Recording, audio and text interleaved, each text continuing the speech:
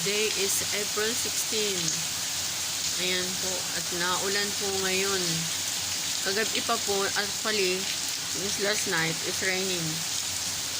Until now. This is April 16, around 8 o'clock in the morning. Ito po kasagsaga ng ulan at ang lakas ng hangin. Ayan, buwal po yung ano namin. Ito basang-basa na po dito sa amin. Oh. Ayan, oh. Ayan po.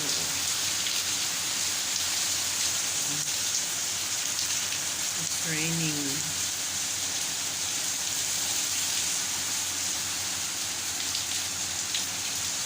I covered all my packages to send it in Philippines because it is here. It will get wet. So, I covered all.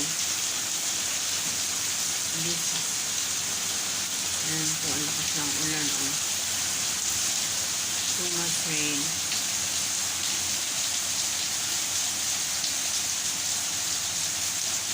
Ayan po. It's raining too much. Good morning. Shout out po sa lahat. Please like and subscribe. Nanay Lynn channel and ayo.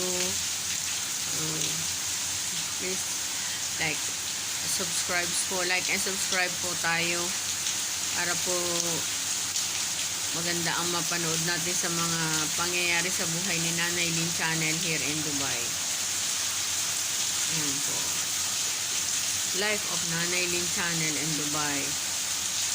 Ayan. Just for fun po.